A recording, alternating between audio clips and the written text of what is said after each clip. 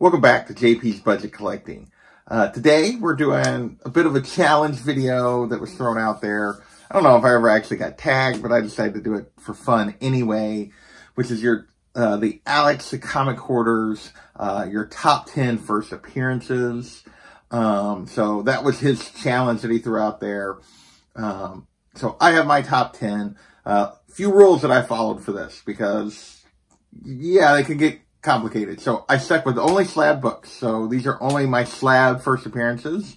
So any first appearances that I have that are not yet slabbed, didn't make the cut. They would have been hard pressed to make the cut anyway. I'll be honest. I have a few books that would have been bottom of the list. There would have been some competition, some debate. This just made it a little easier, clean cut.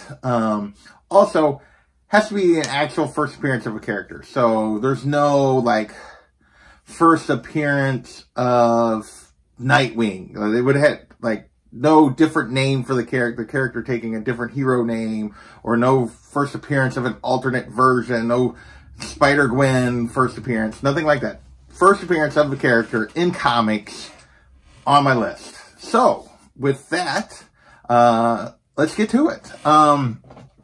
First up, we got a little Star Wars #1. First appearance of Luke, Leia, Vader, R2, C-3PO. I'm a huge Star Wars fan. I was so happy to add this to my collection last year. Finally, I was a little delayed getting into the Star Wars comics. I regret that because they're a lot more expensive now than if I'd done it early on. But I have a few of them, but this is obviously the prize of my collection in terms of Star Wars stuff. Yeah, this was my childhood. Like, you know, I collect Star Wars, Batman, Spider-Man, because those are the three things I loved the most as a kid. I still love all of those characters and character groups. So yeah, Star Wars #1 is number 10 on my favorite first appearances. We'll set this down here beside.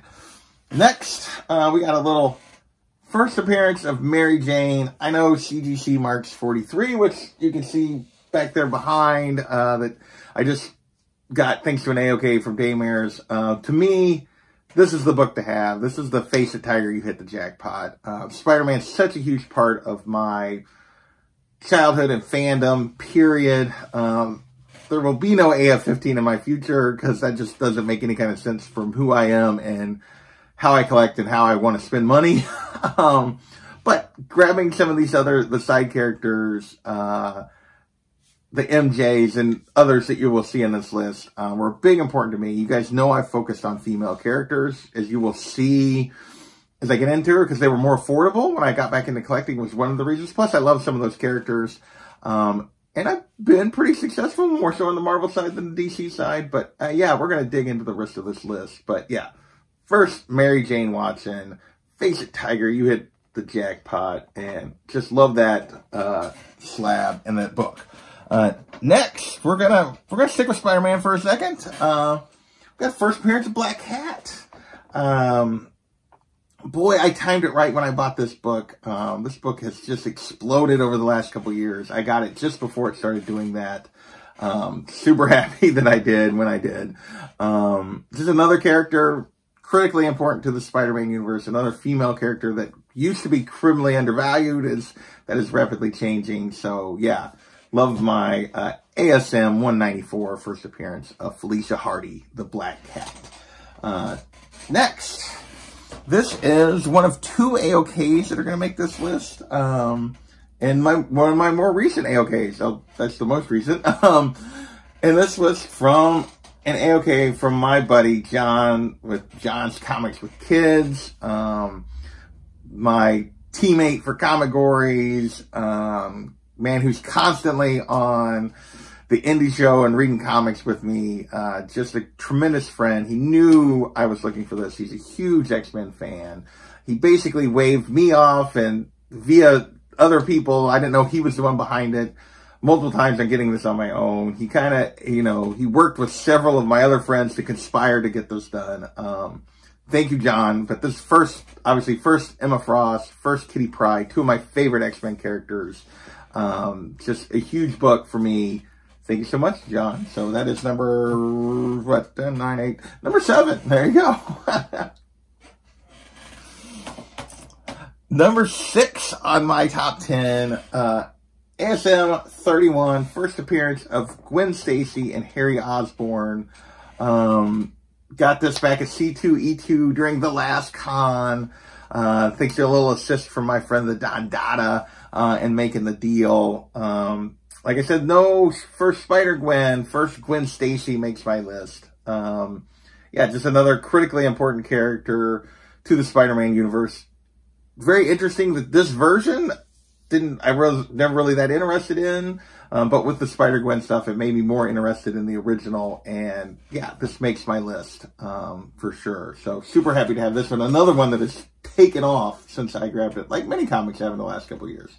All right, reveal. So just unboxed this book a few months ago, not even a few months ago, a month and a half ago, maybe. I was super disappointed, not by the gray, but by the fact that the inner liner was all smudged. I had to send it back. I just got it back from fixing the mechanical error. It's looking gorgeous. My NYX 9.8, NYX number 3, first appearance of X23 Laura Kinney. Yeah, I'm ecstatic. Thanks to Jimmy, the Geek Aficionado, for the assist in tracking this down and cleaning and pressing this book. Yeah.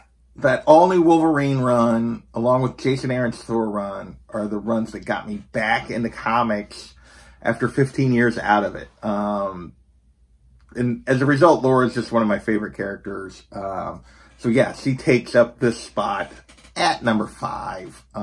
Just a gorgeous book. So happy to have it. I know I threatened to, like, if I got a 9.8, I'd maybe sell it and flip it to a 9.6 and use the money to get other stuff. We'll see if I'm strong enough to do that. I don't know. I kind of like having that 9.8, so we'll see. But love this book. So happy to have it in my collection. Next, a book and a character that's obviously, you know, in the news kind of right now. I talked about the all-new Wolverine run. Well, that Thor run and Jane Foster. My first appearance of Jane Foster. Snagged this with an assist from the boy who had Matt, the boy who had 7. He and I came to a deal on this. Low grade, don't care. Second Thor, first appearance of Jane Foster. Super excited, ecstatic to have this in the collection. Yeah, just unbelievable that some of these books, if you told me in 2018 when I got back into collecting that I would have these books at this point, I would have told you were crazy. This is definitely one of those I never thought I would have. So happy it's here and in my collection. And gorgeous for a 1.0. So, all right. So this has been way too dominated by Marvel, which is funny because I consider myself probably more of a DC collector. But a lot of the DC first appearances, particularly Bat-related, are super expensive and hard to get. Like, yeah, never going to have Catwoman, Joker, Batman, Dick Grayson. Like, yeah, those books are way gone. But thanks to my friend Comic Books NYC, the Don Dada himself, Kavi, I do have a little First Poison Ivy, a gorgeous copy of this, which has a cool date stamp on the back.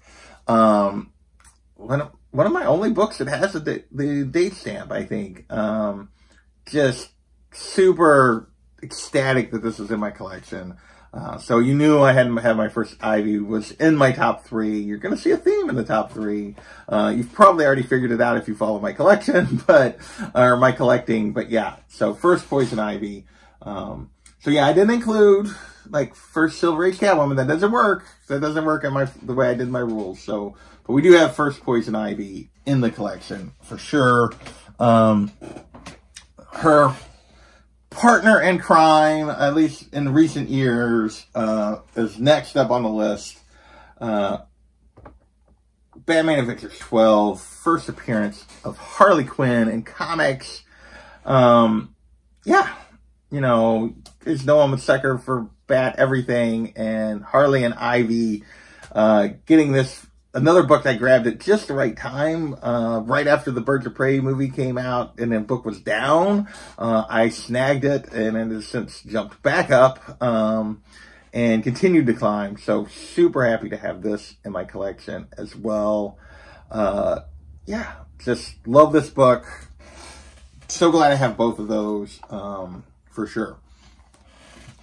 So, next up, we have the last book. If you guys know me, you know where this book is going, and it is my Tech 359 first appearance of Barbara Gordon. Just, yeah, you know, Babs and Dick Grayson are my two favorite comic book characters. The two of them, needless to say, I love the current Nightwing run. I grew up mostly with Babs as Oracle. I love that she's, in recent years, some of the stories where she's gotten to be Batgirl again, but she's also choosing to be Oracle, and she has the option to do both. Just a character I've always loved. And so, yeah, to have this in my collection, this was one of the first bigger books that I really went after. So glad I did. And so, yeah, that is my top 10 first CGC'd first appearances in my collection. It's probably very close to the real the complete list. I do have a few others that might have made it had I ventured into Raw books, but I decided to keep it to these top 10. If you're out there and you haven't done one of these, John, Kavi, my man Bear Island, George, Hero Comics, I want to see it. I want to see your guys' list. I want to see your books. So Daymares, I really already did one. So yeah, if you guys are out there, let's see those books. So with that, I'm going to get out of here. Thank you guys for watching, and we will catch you next time.